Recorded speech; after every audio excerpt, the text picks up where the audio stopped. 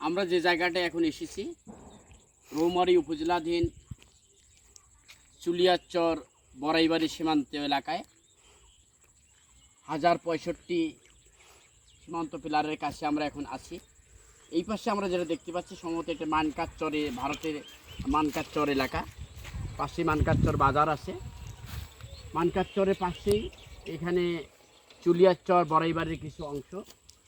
এদিকে আমরা দেখতে পাচ্ছি সেটে আঁকা বাঁকা হয়ে বেয়ে গেছে সেই দক্ষিণ অঞ্চলে যেটা দেখতেছি যে অঞ্চলটি, ওটির নাম হলো কাকরিপাড়া, ভারতের কাকরিপাড়া, আর বাংলাদেশের হলো বড়াইবাড়ির শেষ সীমান্ত এইটা। আর ওই যে ওখানে যে ধুধু দেখা যাচ্ছে বিশাল উঁচু পাহাড়, যে পাহাড়টি আসলে হাসতেই হয়।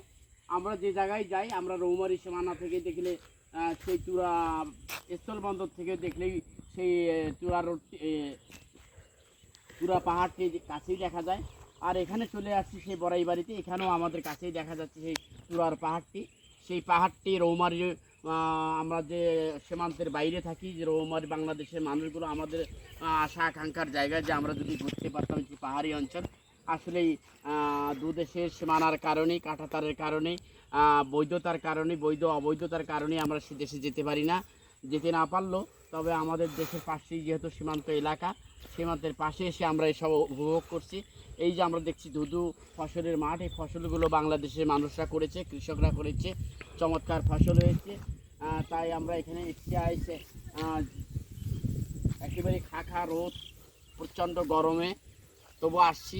যে এলাকার যে এখন বাংলাদেশ একটা সমস্যায় বলা চলে ভুগছে, সেটা হলো ভারত পাকিস্তান যে রিসেন্ট একটি যুদ্ধ হয়ে গেল, যে যুদ্ধকে কেন্দ্র করে ভারত পাকিস্তানের মধ্যে যে থমথমে অবস্থা বিরাজ করছিল, সেটাকে কেন্দ্র করে আসলে আমাদের বাংলাদেশের মানুষগুলো, বাংলাদেশের সীমান্ত অঞ্চলে যে মানুষ আছে তারাও একটা আতঙ্কিত অবস্থায় দিনাতিপাত করছে।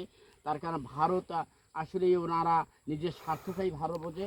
ওরা নিজেদেরকে এস্টাবলিশ এবং ইয়ে করতে যা যা প্রয়োজন তারা নিজেদের জন্যই করে। ওদের ভিতরে মায়া মমতা বলতে কিছু নেই। ওরা যেমন খুশি তেমন সাজে। কিছুদিন আগে দেখা গেছে ভারত থেকে অসংখ্য যে মিয়ানমারের যে লোকগুলো রোহিঙ্গারা ভারতে ঢুকেছিল, দীর্ঘদিন হয় সেখানে তারা বসবাস করছে। তাছাড়া বাঙালিরাও সেখানে বসবাস করছে।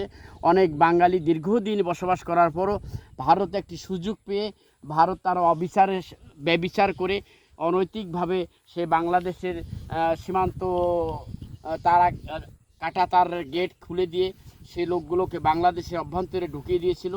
যে লোকগুলো রাতের অন্ধকারে বাংলাদেশেও অনুপ্রবেশ করে, যার ফলে বাংলাদেশের বিভিন্ন জায়গায় ছড়িয়ে ছিটিয়ে সেই রোহিঙ্গারা চলাফেরা করছে।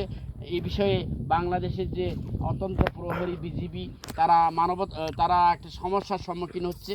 ভারত কখন রাতের অন্ধকারে কোন গেট খুলে দিচ্ছে, কে তাদের পাশে চাইয়ে থাকে, কিন্তু তারা যেমন খুশি তেমন করছে।